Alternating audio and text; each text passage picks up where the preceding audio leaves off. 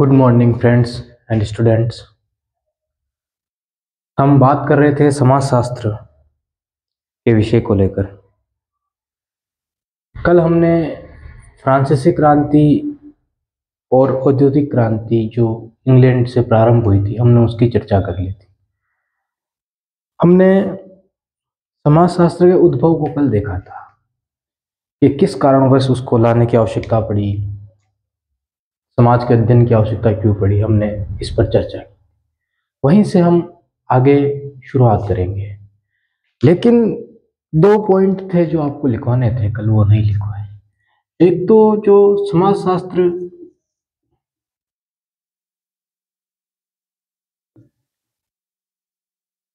जो विषय के रूप में सामने आया,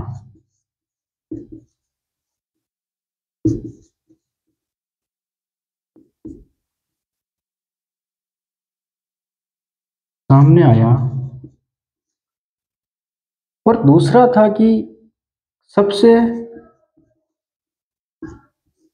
अधिक प्रभाव किस क्रांति का पड़ा है।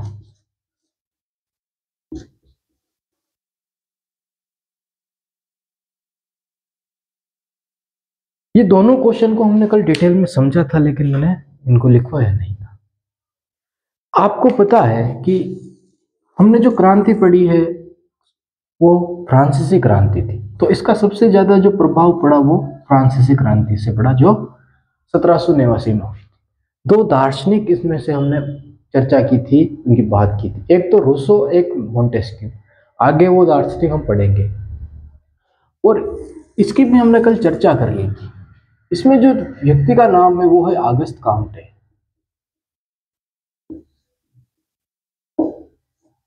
1838 में इन्होंने समाजशास्त्र विषय के रूप में उसको लिखा, उसका अध्ययन किया।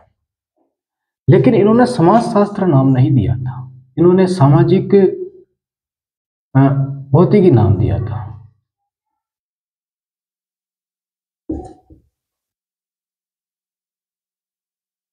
इससे आप अंदाजा लगा सकते हो कि समाजशास्त्र को जो विज्ञान माना था, सर्वप्रथम विषय किस रूप में सामने निकल के आया। अगस्त काम्टे ने उसका विकास किया, उसका अध्ययन किया और एक विषय के रूप में सामने लेकर आए। और इनका मानना था, भौतिकी से आप पता लगा सकते हैं कि अंदाजा लगा सकते हैं कि वो एक विज्ञान के रूप में सामने आया। मतलब कि सर्वप्रथम समाजशास्त्र को किस श्रेणी में रखा गया, तो विज्ञान की श्रेणी में रखा गया। इन्होंने इसको विज्ञान ही माना कि ये विज्ञान ही है। आज जो हम चर्चा करने वाले हैं, हमने उद्भव पढ़ा है, लेकिन वो हमने विश्व के आधार पर देखा है समाजशास्त्र का अध्ययन। लेकिन आज भारत में समाजशास्त्र का विकास, आज जो हमारा पॉइंट होगा वो भारत में समाज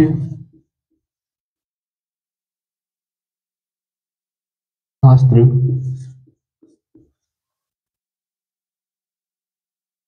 का विकास। भारत में समाजशास्त्र का विकास कैसे हुआ और क्यों आवश्यकता पड़ी। देखो, भारत के अंदर बात 1947 के आसपास की या उससे पहले की है। अब इन्होंने जो समाजशास्त्र की बुक लिख दी या इसका अध्ययन किया, अगस्त काम्टे ने, इन्होंने जो अध्ययन किया वो 1838 में था। लेकिन उस वक्त तो भारत गुलाम था और भारत अपनी खुद की शिक्षा प्रणाली पर काम भी नहीं कर पा रहा था, क्योंकि अंग्रेज चाहते थे कि भारत उनकी शिक्षा को ग्रहण करे भारतीय शिक्षा की बजाय। तो हो यही रहा है। और समाज भारत का है, तो अध्ययन अगर करना होगा तो भारत में रह रहे लोगों का अध्ययन करना होगा। सामाजिक अध्ययन अगर भारत में होगा तो भारत के लोगों का होगा। लेकिन ब्रिटिश लोग ये चाहते थे कि वो ब्रिटिश शिक्षा को प्राप्त करे या ग्रहण करे। तो भारत में बहुत लेट समाजशास्त्र का उदय होना यही कारण था। और दूसरा कारण था कि भारत में जो समाजशास्त्र को लेके आए या भारत में जो समाजशास्त्र का अध्ययन शुरू हुआ, तो वो भारतीयों के द्वारा शुरू नहीं किया गया। भारतीयों के द्वारा शुरू नहीं किया गया था।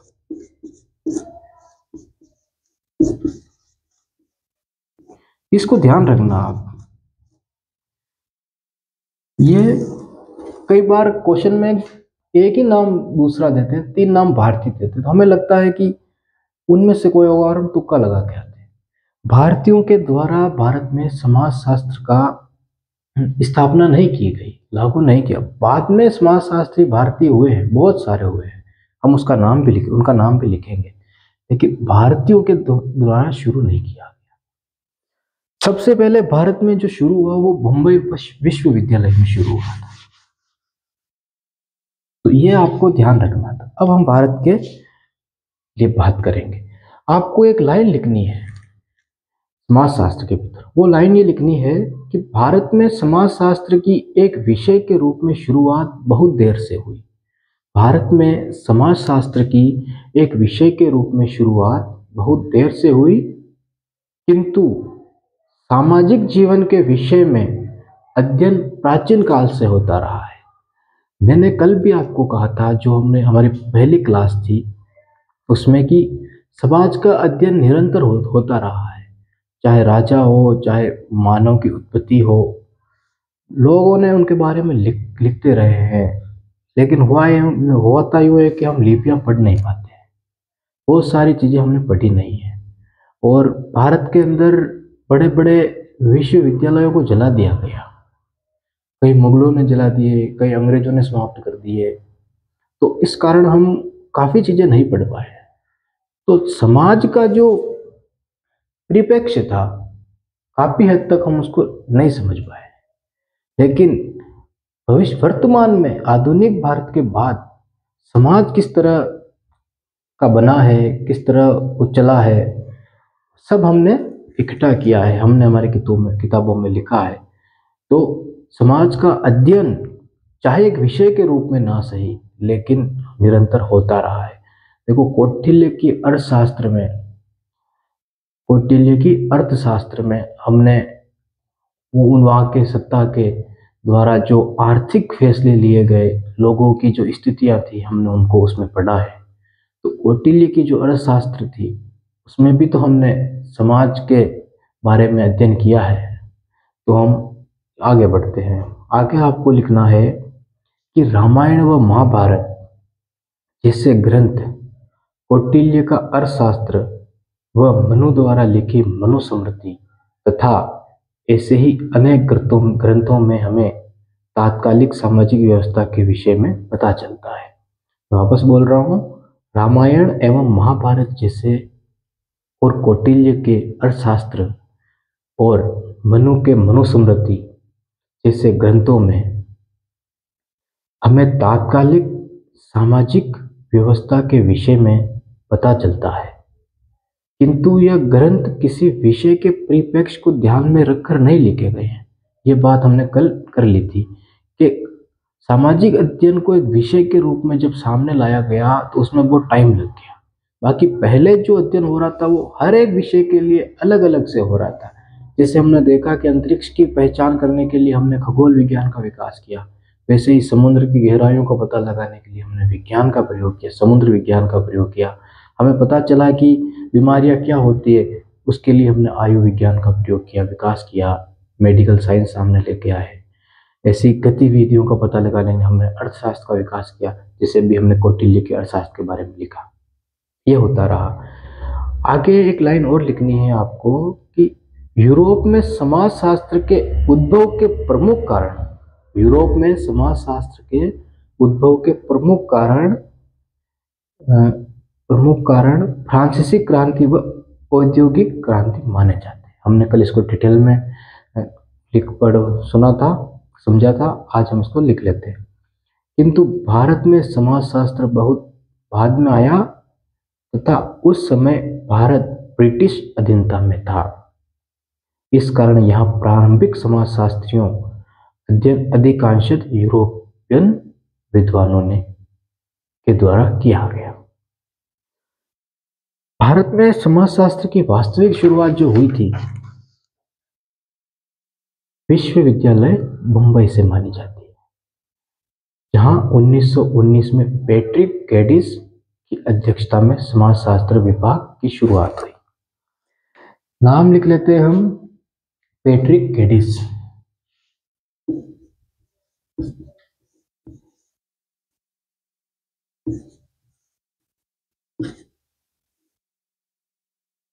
उन्नीस सौ उन्नीस बम्बई विश्वविद्यालय,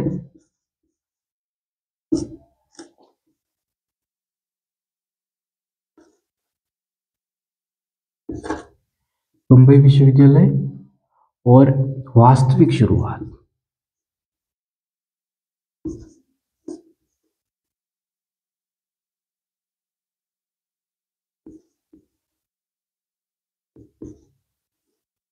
हम पढ़ रहे हैं भारत में समाजशास्त्र का विकास, और पहला जो विश्वविद्यालय जहां शुरुआत हुई वो था बम्बई विश्वविद्यालय। आप इसको नोट कर लीजिए ऐसे ही पॉइंट के साथ। हमने वो जो संक्षेप ये डाला आपने, फिर वो आपने जो लिखा वो लिखा आपने, उसके बाद ये नोट कर लीजिए आप। उसके बाद हम आगे बढ़ते हैं।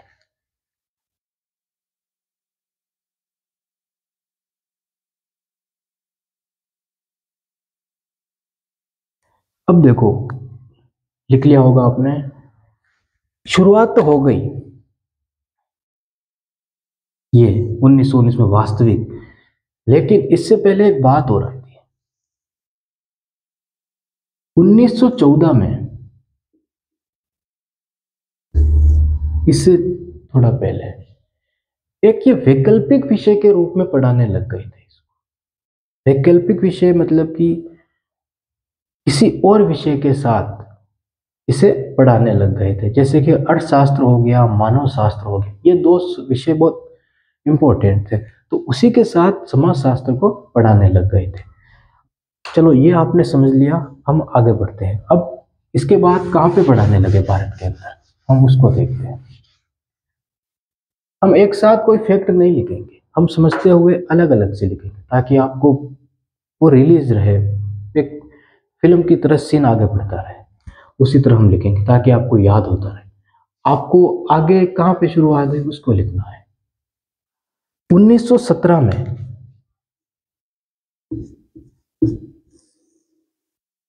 1917 में कलकत्ता विश्वविद्यालय में समाजशास्त्र की शुरुआत हुई। आपके दिमाग में आएगा 1919 पहले क्यों लिखा है? देखो यहाँ पे एक ऐच्छिक विषय के रूप में शुरुआत हुई 1917 में कलकत्ता में, ऐच्छिक विषय के रूप, मतलब कि ऐच्छिक विषय का मतलब है कि वैकल्पिक विषय के रूप में। वैकल्पिक मतलब पढ़ना चाहो तो पढ़ो, नहीं तो इसके साथ दूसरे सब्जेक्ट पढ़ो। वैकल्पिक मतलब हमें विकल्प दिए गए कि आपको कौन सी सब्जेक्ट पढ़नी, वैसे उसी तरह जिनको इंटरेस्ट था उन्होंने पढ़ा। तो 1914, 1917 ऐच्छिक विषय के रूप में हमें समाजशास्त्र पढ़ाया जा रहा था भारत के अंदर, लेकिन वास्तविक शुरुआत 1919 में बंबई में हुई थी। अब इसके आगे हम देखते हैं कि भारत में इसके आगे हमने कहाँ पे इसकी शुरुआत की। तो 1921 में हमने लखनऊ विश्वविद्यालय में, और 1923 में आंध्र मैसूर विश्वविद्यालय में हमने इसकी शुरुआत की। 1921 लखनऊ और 1923 आंध्र मैसूर। और इम्पोर्टेंट है कि जो वैकल्पिक विषय के रूप में हम पढ़ा रहे थे या किसी और विषय को इसके साथ पढ़ा रहे थे, वो था एक तो अर्थशास्त्र, एक था मानव शास्त्र।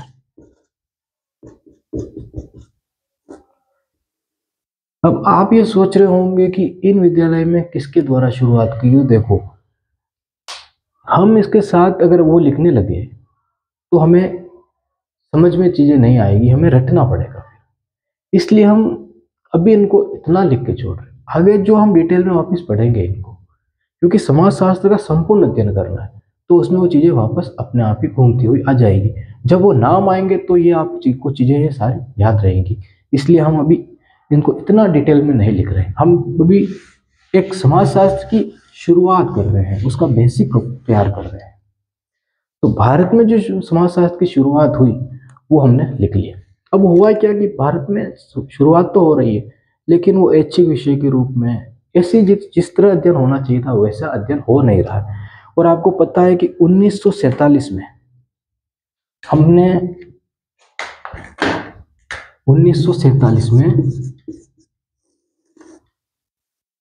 हमने आजादी प्राप्त कर ली।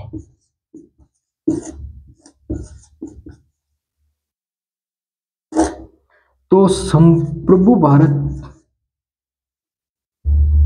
बना। संप्रभु भारत बना 1947 के बाद। तो हमारे सामने एक चीज निकल कर आई, हमारे पास एक ऐसा विषय होना चाहिए जो हमारे भारत के पूरे समाज का अध्ययन करे। एक कहानी के तौर पे मैं आपको समझाता हूं। आपने नक्सलवादी नाम सुना होगा और आपने हमारी कोर्ट का नाम भी सुना होगा, जैसे सुप्रीम कोर्ट। इनकी स्थापना हो चुकी थी। तो इस टाइम की बात नहीं है, मैं आपको एक कहानी के तौर पर आपको एक चीज समझा रहा हूँ। एक वास्तविक घटना भी है ये। हुआ यूं था कि एक नक्सलवादी इलाका पड़ता है, नक्सलवादी इलाका पड़ता है और उसके पास में एक गांव है। वो गांव जहां है वहां जो सरकार काम करती है वो भारत सरकार है। और नक्सलवादी आपको पता है कि क्या होता है, जो जंगलों में रहने वाले उनको सरकार से कोई लेना देना नहीं। तो एक केस चल रहा था जमीन को लेकर दो लोगों के मध्य, गांव के दो लोगों के। काफी सालों तक वो केस चला कोर्ट के अंदर। वो केस चलता रहा, लेकिन वकील क्या करते हैं कि तारीखें मांगते, वो केस आगे बढ़ता रहता, कोई फैसला नहीं आ रहा था। फिर उस गांव के उस व्यक्ति ने परेशान होकर नक्सलवादियों से मदद मांग ली। मदद मांगी, आप मान के चलिए कि 2-3 दिन में सारा मैटर क्लोज हो गया, सबको समझा दिया और जो सच था वो सामने आ गया और उसकी मतलब कि वो केस खत्म कर दिया। जो भी सच था वो सामने ला के रख दिया, जिसको जो मिलना था मिल गया और खत्म कर दिया। मतलब जो सालों से जो केस चल रहा था उसको उन्होंने, चाहे गलत तरीके ही सही पर उन्होंने उसको समाप्त कर दिया। तो हुआ यूं कि उनमें गांव वाले ने उस कोर्ट से ज्यादा विश्वास और यकीन उन लोगों पे करना शुरू कर दिया। और वास्तव में भारत में ऐसी काफी चीजें होती रही है। तो इसका परिणाम ये निकल के आता है कि भारत सरकार वो चाहती थी कि हम किस प्रकार समाज की परेशानियों का अध्ययन करें, किस प्रकार हम समाज की समस्याओं का अध्ययन करें। हमें एक विषय तो मिला है समाजशास्त्र, लेकिन इसको किस तरह आगे बढ़ाया जाए, किस तरह इस पर कार्य किया जाए, किस तरह इसको गति प्रदान की जाए। तो उसके लिए एक चीज सामने निकाल के लेके आए। 1947 आजाद हो गया था, तो उसके बाद 1952 में एक इंडियन सोशियोलॉजिकल सोसाइटी की स्थापना की गई। इंडियन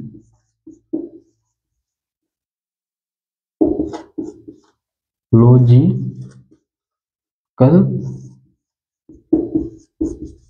सोसाइटी की स्थापना की गई 1952 में। इंडियन सोशियोलॉजिकल सोसाइटी की स्थापना की गई, जिसमें सभी समाजशास्त्रियों को जुड़ने का आधार मिला। और अब इस चीज को लिखना, आप जब मैं बोलूं वही लिखना। 1952 में इंडियन सोशियोलॉजिकल सोसाइटी की स्थापना हुई। उसके अंदर सभी समाजशास्त्रियों को जुड़ने का मौका मिला। यह आपने लिख लिया। प्रारंभ में समाजशास्त्र को अन्य विषयों के साथ पढ़ाया जाता था। मैंने बोला आपको वैकल्पिक विषयों के साथ पढ़ाया जाता था, लेकिन 1952 के बाद मानवशास्त्र और अर्थशास्त्र जो विषय प्रमुख थे पहले, उनके साथ पढ़ा रहे। ऐसा कैसे लिखना है, मानवशास्त्र और अर्थशास्त्र जो विषय प्रमुख थे, स्वतंत्रता से पूर्व काल में समाजशास्त्र का अधिक विस्तार नहीं हो पा रहा था। भारत की स्वतंत्रता प्राप्ति के कुछ ही वर्षों बाद समाजशास्त्र का विकास तेजी से हुआ। अब देखो, एक सोसाइटी बना दी गई, सभी समाजशास्त्रियों को इनमें जोड़ा गया, बुलाया गया।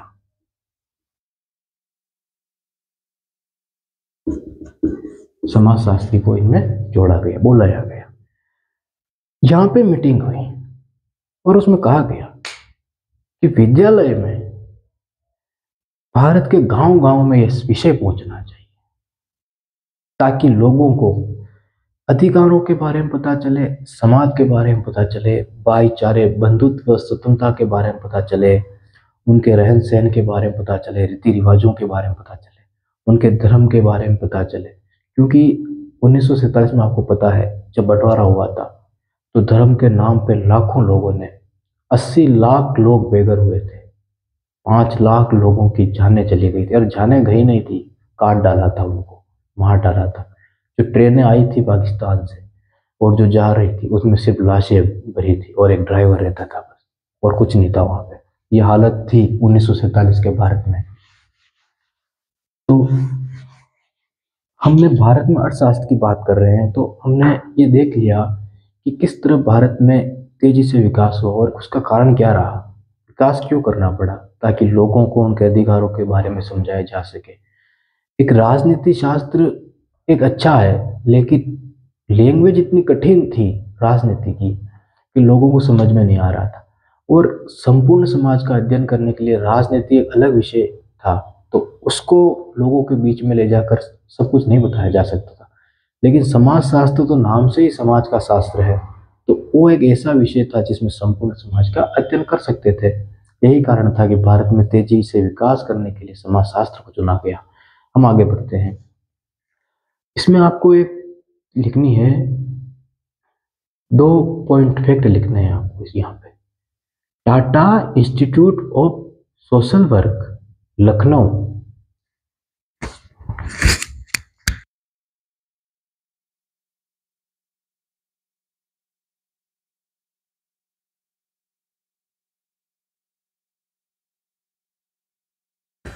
हाँ, Tata Institute of Social Work, Lucknow तथा Institute of Social Science, Agra जैसे संस्थानों की स्थापना की गई।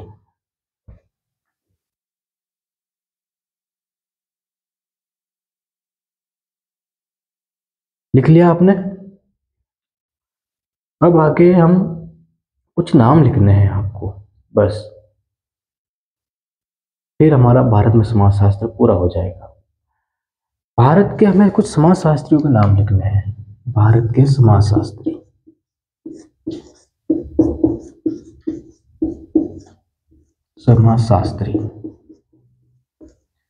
देखो, विषय के रूप में सामने जो लेके आ रहे हैं, तो हर जगह कोई ना कोई समाजशास्त्री तो होगा, कोई कोई ऐसा व्यक्ति तो होगा जिसने समाजशास्त्र को पढ़ाया होगा, या जिसने समाजशास्त्र के बारे में अध्ययन किया होगा, रिसर्च किया होगा समाज के बारे में। तो ऐसे कुछ नाम लिखने, हमें सिर्फ नाम लिखने हैं और उनके बारे में कुछ नहीं लिखना। हमें ये बस इतना पता होना चाहिए कि हाँ, वो भारत के समाजशास्त्री हैं। क्योंकि क्वेश्चन कई बार समाजशास्त्रियों को लेकर आ जाता है कि इसमें से कौन सा भारतीय नहीं है, तो हमें ये लिखना है। पहला नाम जो है वो है S.C. दुबे। दूसरा जो नाम है हमारे सामने वो है M.N. श्रीनिवास, M.N. श्रीनिवास। तीसरा जो नाम हमारे सामने है वो है D.N. मजूमदार, D.N. मजूमदार।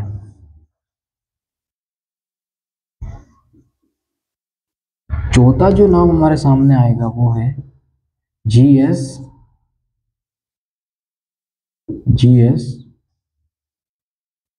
कुरियन। ये 4 नाम आप नोट कीजिए, फिर हम आगे लिखते हैं।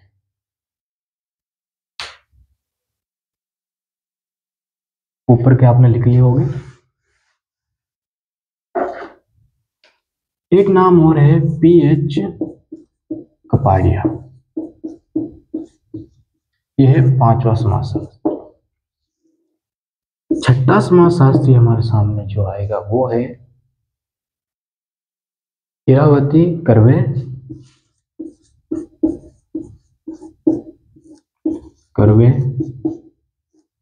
और एक नाम और है हमारे। 6 समाजशास्त्रियों के नाम हमने लिखे हैं। 7वां जो हमारा नाम है वो है राधा कमल मुखर्जी। राधा कमल मुखर्जी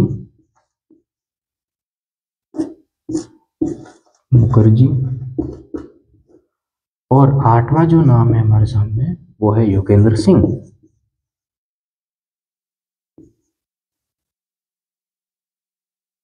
अभी हमें एक सिर्फ नाम लिख देने हैं और इनको याद रखना है कि ये भारतीय हैं बस। आगे जब भी इनका जिक्र आएगा हम पढ़ेंगे। ये लिखने के बाद एक फैक्ट और लिखेंगे और आज हमारी क्लास यहीं खत्म करेंगे। आगे आपको ये 2 लाइनें लिखनी है कि